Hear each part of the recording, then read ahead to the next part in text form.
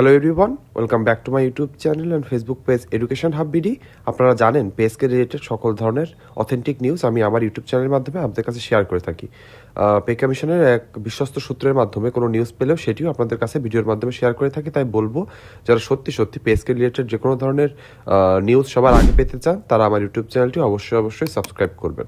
Subscribe করার পর bell আইকনটি টিপে দিবেন। আজকে আমরা জানবো যে আমাদের দেশের এক অনলাইন পোর্টালে আজকে একটি নিউজ প্রকাশিত হয়েছে, তার লিঙ্কটাও আমি দিয়ে দিব কমেন্ট বক্সে। সেখানে বলা হয়েছে যে আমাদের অন্তর্বর্তীকালীন সরকার নবম জাতীয় পে কমিশনের মধ্য দিয়ে যে নবম পে স্কেলটি আসবে, সেখানে বেতনের কাঠামো কেমন হতে পারে। আপনারা সকলে অধীর আগ্রহে বসে রয়েছেন নতুন একটি পে স্কেলের জন্য। সে পে স্কেলটি আসলে কেমন হতে পারে, তারা সর্বশেষ যে আপডেটটি দিয়েছে, নিউজ থেকে যে আপডেটটি পেয়েছি তার বিশ্লেষণ ধর্মী একটা ভিডিও হলো এটি। নাটনে একদম শেষ পর্যন্ত দেখবেন। আপনার কাছে কেমন মনে হয়, যদি আমাদের নবম পে স্কেলটি এভাবে বাস্তবায়ন হয় তাহলে আপনার কাছে কেমন মনে হয় সেটি কমেন্ট বক্সে লিখে জানাতে ভুলবেন না। তাহলে চলুন দেরি না করে আমরা ভিডিওর মেইন টপিকে চলে যাই। আমরা ভিডিওর মেইন টপিকে চলে এসেছি। আজকের ভিডিওর টপিকটি হলো নবম পে স্কেল 3 ধাপে বাস্তবায়ন এবং প্রস্তাবিত গ্রেড কাঠামো ও বেতন। অর্থাৎ বেতন কাঠামো সহ গ্রেড সংখ্যা কেমন হতে পারে, তার সাথে যে তিন ধাপে যে পে স্কেল যদি বাস্তবায়ন হয় তাহলে আপনাদেরকে আগেও ভিডিও বানিয়ে জানিয়েছিলাম যে কিভাবে 3 ধাপে হতে পারে, সেগুলো নিয়েও আলোচনা করব বিস্তারিত। তাহলে চলুন দেরি না করে আমরা ভিডিওর মেন অংশে চলে যাই। সরকারি চাকরিজীবীদের দীর্ঘদিনের প্রতীক্ষিত নবম জাতীয় বেতন কাঠামো নবম পে স্কেল বাস্তবায়নের প্রস্তুতি চলছে। জাতীয় বেতন কমিশন 2025 সালের জানুয়ারি চূড়ান্ত সুপারিশ জমা দিতে পারে। নতুন বেতন কাঠামো একযোগে নয়, 3 ধাপে বাস্তবায়নের পরিকল্পনা করা হয়েছে। অর্থ মন্ত্রণালয়ের সূত্রে জানা গেছে, বাস্তবতা বিবেচনায় নিয়ে ধাপে ধাপে কার্যকর করা হবে পে স্কেল। তার মানে বুঝতে পারলেন, এই পোর্টালটিতে যেখানে নিউজ করা হয়েছে তারা জানিয়েছে অর্থ মন্ত্রণালয়ের সূত্র থেকে তারা যেটি জেনেছে, এবং যে 3 ধাপে বেতন দেওয়ার কথা বলা রয়েছে, নবম পে স্কেল বাস্তবায়নের কথা বলা হয়েছে, সেটি আপনাদেরকে ভিডিও বানিয়ে জানিয়েছিলাম। তাও একটু মৌখিকভাবে জানিয়ে দিই। আপনি যে চাকরিতে যে বেসিক পান, সেই বেসিকটি অর্থাৎ নবম পে স্কেলে যে বেসিকটি ঘোষণা করা হবে, সেই বেসিকটি শুধু পাবেন জানুয়ারি মাস থেকে। যদি জানুয়ারি মাস থেকে জাতীয় বেতন কমিশনের যে চূড়ান্ত রিপোর্টটি আসে এবং জাতীয় পে স্কেলটি বাস্তবায়ন হয়, তাহলে আপনি জানুয়ারি মাস থেকে পাবেন শুধু বেসিকটুকু। আর বাদ বাকি যে সুযোগ সুবিধা রয়েছে সেটি অষ্টম পে স্কেলের আন্ডারে পেতে থাকবেন। তারপরে পরের বছর অর্থাৎ 2026 সালের জুলাই, অর্থাৎ যখন অর্থ বছর হবে এবং বাজেট প্রণয়ন হবে, তখন থেকে আপনি পাবেন বেতন ভাতার সাথে পাবেন বাড়ি ভাড়া, চিকিৎসা ভাতা এবং যে ভাতাগুলো রয়েছে সেগুলো আপনি পাবেন 2026 সালের জুলাই থেকে নবম পে স্কেলের আন্ডারে। এবং ওই বছরের ডিসেম্বর, তাহলে 2027 জানুয়ারি থেকে আপনি পাবেন বাদ বাকি সুযোগ সুবিধা। তার মানে ইনক্রিমেন্ট কেমন হতে পারে, শান্তি বিনোদন ভাতা সহ বিভিন্ন ভাতা দেওয়ার কথা সরকার ভাবছে, যেটা নবম পে স্কেলেই শুধু পাওয়া যাবে। সেগুলো পেতে পারেন আপনি 2027 সালের জানুয়ারি বা 2026 সালের ডিসেম্বর মাসে। এভাবেই কিন্তু অর্থ মন্ত্রণালয় চেষ্টা করছে যে 2-3 ভাগে যদি ভাগ করে পে স্কেলটি বাস্তবায়ন করা যায়, তাহলে সরকারের যে আর্থিক সক্ষমতা রয়েছে সেটির ভিতর দিয়ে থাকবে। এবং সর্বোপরি যে মূল্যস্ফীতি হয়, অর্থাৎ একবারে অনেক টাকা বেতন বৃদ্ধি পেলে সরকারি চাকরিজীবীদের দেখা যায় সিন্ডিকেটের মাধ্যমে যে সকল অসাধু ব্যবসায়ীরা রয়েছে তারা দ্রব্যমূল্যের দাম, নিত্য প্রয়োজনীয় দ্রব্যমূল্যের দাম বাড়িয়ে দেয়। সেটি যেন নিয়ন্ত্রণে রাখা যায়, এজন্যই কিন্তু এমন সিদ্ধান্ত নেওয়া হচ্ছে। তারপরে জানবো প্রস্তাবিত গ্রেড কাঠামো ও বেতন। গ্রেড সংখ্যা হ্রাস, বর্তমানে বিদ্যমান 20টি গ্রেড কমিয়ে 13টি গ্রেডে আনার প্রস্তাব। উদ্দেশ্য বেতন বৈষম্য কমানো ও কাঠামো সহজ করা। আপনারা সকলে জানেন যে অষ্টম পে স্কেলে আমাদের গ্রেড সংখ্যা রয়েছে 20টি। সেখানে বিশেষ করে 11 থেকে 20তম যে গ্রেড রয়েছে তার ভিতরে মাত্র 500 থেকে 1000 টাকার ভিতরে কয়েকটি গ্রেডের তারতম্য রয়েছে। আপনি মাত্র এত কম টাকার বিপরীতে গ্রেড এতগুলো রাখলে সেখানে বৈষম্য সৃষ্টি হয়। দেখা যায় যে একটা গ্রেড থেকে অন্য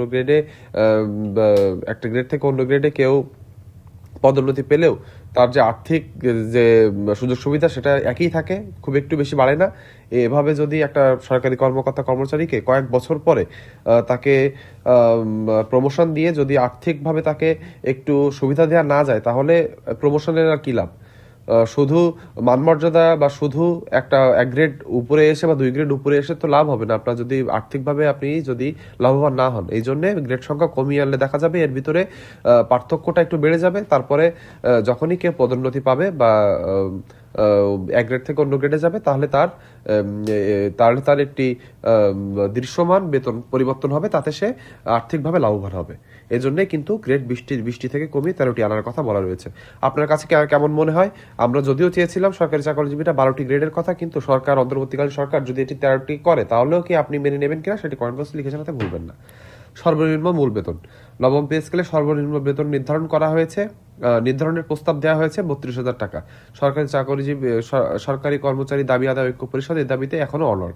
তার মানে বুঝতে পারলেন, 32,000 টাকার বিপরীতে যে তারা, আমরা জানি সরকারি চাকরিজীবীরা কিন্তু 35,000 টাকা চেয়েছিল, কিন্তু 32,000 টাকা দিলেও কিন্তু সরকারি চাকরিজীবীরা খুব একটি অখুশি হবে না। কেননা আমরা সকলে জানি 11 বছর ধরে সরকারি চাকরিজীবীরা কোনো বেতন স্কেল পায় না। হিসাব করলে প্রত্যেক 5 বছর পর পর একটি নিয়মিত বেতন কাঠামো চেঞ্জ হওয়ার কথা, এবং সেখানে সর্বনিম্ন দ্বিগুণ বেতন বাড়ার কথা। তাহলে আমরা যদি ধরি 8,250 টাকা থেকে 8,250 টাকা থেকে যদি বেতন আপনার দ্বিগুণ হতো 5 বছর পর, তাহলে তখন আসতো 16,500 টাকা, এবং 16,500 টাকা দিয়ে যদি আর 5 বছর পরে আবার একটা নতুন পে স্কেল আসতো, তখন আসতো 33,000 টাকা। তাহলে আমরা দেখা যায় যে 11 বছরে যদি আমরা সাধারণভাবে হিসাব করি, তাহলে 33,000 টাকা হওয়া উচিত সরকারি চাকরিজীবীদের বেতন। সেখানে যদি 32,000 টাকা সরকার করে সর্বনিম্ন বেতন হিসাবে, আমরা মনে করি সেটি একেবারে অযৌক্তিক নয়। সরকারি কর্মচারী দাবি আদায় ঐক্য পরিষদ এখনো এর দাবিতে অনড় রয়েছে। সর্বোচ্চ মূল বেতন, এখানে সর্বোচ্চ মূল বেতনের কথা বলা হয়েছে। প্রস্তাবিত সর্বোচ্চ মূল বেতন 1,18,000 টাকা। সিনিয়র কর্মকর্তাদের দায়িত্ব বাজার মূল্য বিবেচনায় এই হার নির্ধারণ করা হয়েছে। আমরা আশা করি সরকারের যতটুকু পারকতা রয়েছে সেখান থেকে সর্বোচ্চ বেতন দিক, কিন্তু সর্বনিম্ন বেতনই হচ্ছে সরকারি চাকরিজীবীদের জন্য সব থেকে গুরুত্বপূর্ণ। কেননা বেশিরভাগ সরকারি কর্মকর্তা কর্মচারীরা কিন্তু নিম্নতম গ্রেডে চাকরি করে। তাদের আর্থিকভাবে লাভবান না করলে বা তাদের যদি আর্থিক অবস্থা পরিবর্তন না হয়, তাহলে কিন্তু দেশ কোনোভাবেই এগিয়ে যাবে না। বেতন বৃদ্ধির হার, গত 10 বছরে বাজার পরিস্থিতি বিশ্লেষণ করে দেখা যায় 90% থেকে 97% পর্যন্ত বেতন বৃদ্ধির সুপারিশ করা হয়েছে। তার মানে বোঝা গেল যে সরকার কিন্তু এভাবেই বেতন বৃদ্ধি করার সিদ্ধান্ত নিতে পারে। বাস্তবায়নের সময়সূচি বা সম্ভাব্য, পে কমিশন চূড়ান্ত রিপোর্ট প্রণয়ন করবে, তারপর সেটি যাবে সচিব কমিটিতে। সচিব কমিটির দেখাশোনা বা গ্রিন সিগন্যালের পরে সেটি আসবে মন্ত্রিসভা অর্থাৎ উপদেষ্টা পরিষদে, এবং উপদেষ্টা পরিষদের কাছ থেকে সকল কিছু যখন ঠিক হয়ে যাবে, তখনই সেটি গ্যাজেট আকারে প্রকাশ হবে। এটাই কিন্তু রোডম্যাপ। অর্থ উপদেষ্টা ডক্টর সালেউদ্দিন আহমেদের ইঙ্গিত 2026 সালের জানুয়ারি থেকে এপ্রিলের মধ্যে পে স্কেল বাস্তবায়ন করা হতে পারে। সেখানে আমরা মনে করছি জানুয়ারির মধ্যভাগ থেকেই আমাদের নবম জাতীয় পে স্কেল আমরা হয়তো পেয়ে যাব। আন্দোলনের সর্বশেষ পরিস্থিতি, শহীদ শরীফ ওসমান হাদির স্মরণে এবং দেশের সামগ্রিক পরিস্থিতি বিবেচনায় আমাদের যে কর্মসূচি ছিল এবং আন্দোলনের যে তৎপরতা ছিল, সেটি একটু হলেও স্থগিত হয়েছে। পূর্ব নির্ধারিত আন্দোলনের কর্মসূচি সাময়িকভাবে স্থগিত করা হয়েছে। 20 ডিসেম্বর জাতীয় প্রেস ক্লাবে সংবাদ সম্মেলনে ঘোষণা এসেছে। 26 ডিসেম্বর নতুন কর্মসূচি ঘোষণার কথা জানিয়েছে ঐক্য পরিষদ। তার মানে 26 ডিসেম্বরে একটি সভা সমাবেশ হবে, সেখান থেকে কিন্তু পরবর্তী দিক নির্দেশনা আসবে। সরকারের প্রতি কর্মচারীদের কড়া বার্তা, কর্মচারীদের স্পষ্ট দাবি 31 ডিসেম্বরের মধ্যে নবম পে স্কেল গ্যাজেট আকারে প্রকাশ করতে হবে। যদি 1 জানুয়ারির মধ্যে দৃশ্যমান অগ্রগতি না হয়, তবে সারা দেশে কঠোর কর্মসূচি শুরু করার হুঁশিয়ারি দেওয়া হয়েছে। কেন তৈরি হয়েছে অস্থিরতা আমরা জেনে নিই। বাস্তবায়নের দীর্ঘসূচিতে আমরা জানি, বারবার আমরা সময়সীমা দিয়ে দিলেও সরকার কিন্তু সেটি ভ্রুক্ষেপ করছে না, তারা তাদের নিজ গতিতেই চলছে। এদিকে সরকারি চাকরিজীবীরা কিন্তু দ্রব্যমূল্যের ঊর্ধ্বগতিতে নাভিশ্বাস হয়ে উঠেছে। তারা কিন্তু আর কোনোভাবে এই অল্প বেতনে তাদের সংসার নিয়ে, তাদের যে পরিবারের সদস্য নিয়ে তারা নিয়ে সংসার করতে পারছে না। জীবনযাত্রা ব্যয় বৃদ্ধি, দ্রব্যমূল্যের সাথে বর্তমান বেতন কাঠামোর বড় অসামঞ্জস্যতা রয়েছে। বেতন বৈষম্য, উচ্চ ও নিম্ন গ্রেডের কর্মচারীদের সুযোগ সুবিধার ব্যাপক পার্থক্য রয়েছে। আর্থিক চাপ, নিম্ন ও মধ্যম আয়ের কর্মচারীদের জীবনযাত্রার ক্রমেই কঠিন হয়ে পড়া।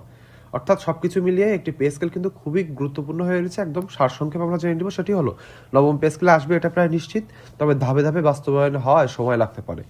দ্রুত গ্যাজেট প্রকাশ না করলে কঠোর আন্দোলনের পথে যাচ্ছে সরকারি কর্মকর্তা কর্মচারীরা। এটি হলো আজকের সর্বশেষ নিউজ। আবার জানিয়ে দিই, এটি কিন্তু আমি একটা নিউজ পোর্টাল থেকে পেয়েছি। সেই নিউজ পোর্টালের লিঙ্কও আপনাদের কমেন্ট বক্সে দিয়ে দিব। এটা কিন্তু কোনো অথেন্টিক সোর্স থেকে নিউজ পাইনি। যে নিউজটি আমি পেয়েছি তারই একটি বিশ্লেষণধর্মী ভিডিও বানিয়ে আপনাদের কাছে দিলাম। আপনাদের কেমন লেগেছে বলবেন। পরবর্তীতে পে স্কেল রিলেটেড কোনো এক্সক্লুসিভ নিউজ পেলে আমি আপনাদের ভিডিওর মাধ্যমে জানিয়ে দিব। ভিডিও শেষ অংশে এসে বলবো, যারা ভিডিও শেষ পর্যন্ত এসে দেখেছেন তাদের সকলকে ধন্যবাদ। আমার ইউটিউব চ্যানেলটি সাবস্ক্রাইব করে না থাকলে আবার সাবস্ক্রাইব করবেন, ভিডিওটিতে একটি লাইক করে দিবেন। আজকে ভিডিওটি এই পর্যন্তই, সবাই ভালো থাকবেন।